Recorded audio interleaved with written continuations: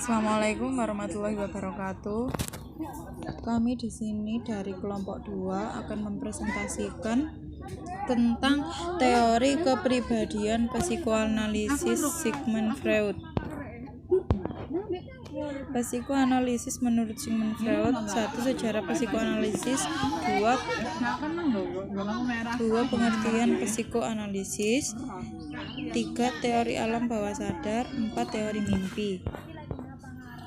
Pengertian psikoanalisis. Psikoanalisis adalah pengetahuan psikologi yang menekankan pada dinamika faktor-faktor psikis yang menentukan perilaku manusia, seperti pentingnya pengalaman masa kanak-kanak dalam membentuk kepribadian masa dewasa. Sejarah psikoanalisis. Psikoanalisis merupakan psikologi ketidaksadaran. Perhatiannya tertuju ke arah bidang motivasi, emosi, konflik, sipton-sipton neurotik, mimpi-mimpi, dan sifat-sifat karakter. Teori mimpi Sigmund Freud. Definisi mimpi dalam psikologis. Teori Sigmund Freud tentang mimpi dalam psikologi merupakan sebuah pemahaman yang baru dalam hal pendekatan terhadap analisis psikologi melalui mimpi dalam psikologi tersebut. Mimpi dalam psikologi yang dikatakan oleh Freud adalah hal yang tidak berhubungan dengan hal mistis seperti ilham atau untuk meramalkan masa depan. Mimpi dalam psikologi adalah suatu manifestasi keinginan alam bawah sadar yang direpresi dalam alam sadar. Mimpi dalam psikologi, seperti yang menjadi kutipan terkenal Freud, adalah jalan bebas hambatan menuju alam bawah sadar. Hakikat mimpi dalam psikologi: 1. Bentuk keinginan terlarang. 2. Pesan alam bawah sadar. 1. Bentuk keinginan terlarang. Pada dasarnya hakikat mimpi dalam psikologi bagi psikoanalisis hanyalah sebentuk pemenuhan keinginan terlarang semata. Bahwa dengan mimpi dalam psikologi, individu secara tak sadar berusaha memenuhi hasrat dan menghilangkan ketegangan dengan menciptakan gambaran tentang tujuan yang diinginkan, karena di alam nyata sulit bagi kita untuk mengungkapkan kekesalan, keresahan. Maka muncullah dalam keinginan itu dalam bentuk mimpi dalam psikologi.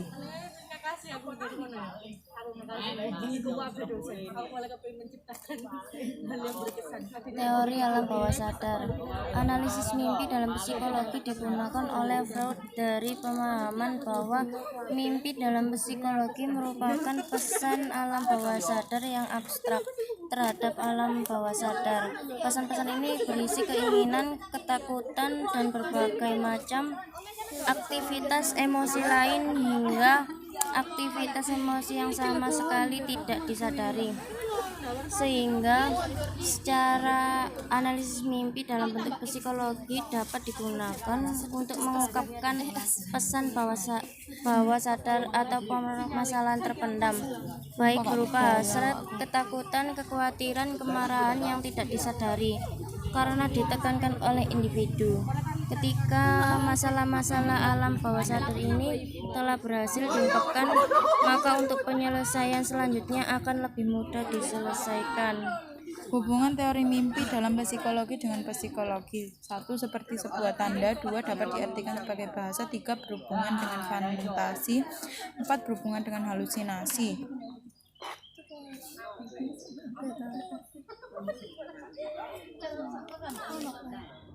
Mungkin dari teman-teman ada yang mau ditanyakan, silahkan. Ada yang belum mengerti, ditanyakan, monggo. Oh iya, Mbak Fitri.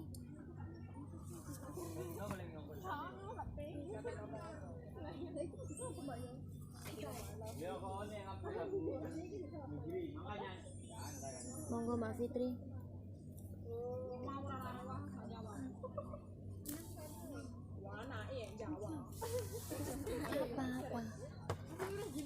Apakah penting kita untuk mengenali karakter alam bawah sadar kita sendiri? Mengapa? Sambil menunggu pertanyaan pertanyaan dari teman-teman yang lain, saya akan menjawab pertanyaan dari Mbak Fitri. Apakah penting kita untuk mengenali karakter alam bawah sadar kita sendiri? Mengapa? Saya akan menjawab. Analisis mimpi dalam psikologi digunakan oleh Freud dari pemahamannya bahwa mimpi dalam psikologi merupakan pesan alam bawah sadar yang abstrak terhadap alam sadar. Pesan-pesan ini berisi keinginan, ketakutan, dan berbagai macam aktivitas emosi lain, hingga aktivitas emosi yang sama sekali tidak disadari, sehingga cara analisis mimpi dalam psikologis dapat digunakan untuk mengungkapkan pesan bawah sadar atau permasalahan yang terpendam, baik berupa hasrat, ketakutan, kekhawatiran, kemarahan yang tidak disadari karena ditekankan oleh individu. Ketika masalah-masalah alam bawah sadar ini telah berhasil diungkapkan, maka untuk penyelesaian selanjutnya akan lebih mudah diselesaikan. Menurut Freud, menghubungkan psikologi dengan mimpi dalam psikologi, sastra dan mimpi dalam psikologi dianggap memberikan kepuasan secara tak langsung dalam bawah sadar kita sendiri. Sekian dari jawaban dari kami. Mungkin dari Mbak Fitri kurang paham, silahkan. Sudah, terima kasih. Ya, terima kasih untuk Mbak Fitri.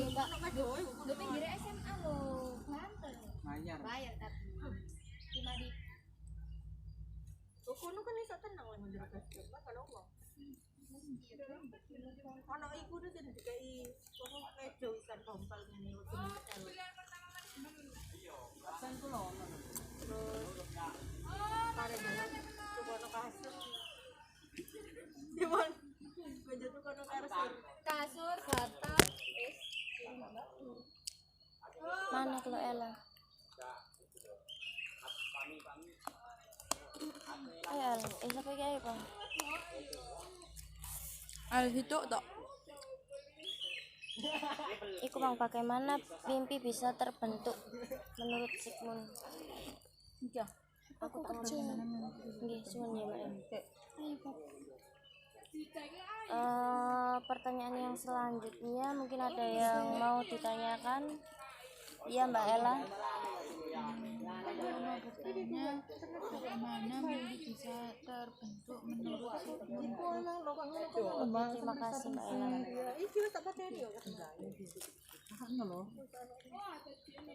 Saya akan menjawab pertanyaan dari Mbak Ella. Freud mengungkapkan bahwa setiap mimpi itu bermakna, dan makna-makna tersebut dapat digali melalui analisis. Terdapat dua bagian dalam mimpi, yakni manifest konten dan laten konten. Manifest konten dari mimpi adalah gambaran-gambaran dalam mimpi yang dapat dilihat secara gamblang, sedangkan laten konten dari mimpi adalah keinginan dan pikiran yang tersembunyi dan tidak disadari, namun justru berisi konflik yang menjadi penyebab munculnya mimpi tersebut. Freud menyatakan bahwa mimpi adalah sebuah saluran pengaman bagi emosi manusia, di mana emosi atau perasaan-perasaan yang ditekan secara dapat dilakukan secara sehat. Banyak disebut sebagai mentation, mempunyai hubungan erat dengan dikatakan bahwa komunitas mimpi dipengaruhi oleh emosi seperti seorang yang sedang cemas seringkali mengalami mimpi yang menyeramkan hingga mengganggu proses tidur. Jadi begitulah teori terbentuknya mimpi menurut Sigmund Freud. Mungkin ada yang mau ditanyakan, silahkan dari teman-teman. Harap sabar ini ujian. Terima kasih untuk teman-teman yang sudah mendengarkan presentasi kami. Apabila ada salah kata dari kelompok kami mohon maaf yang sebesar-besarnya. Kami akhiri. Wassalamualaikum warahmatullahi wabarakatuh. Waalaikumsalam warahmatullahi wabarakatuh. Sono lagi. Coba itu. Ayo.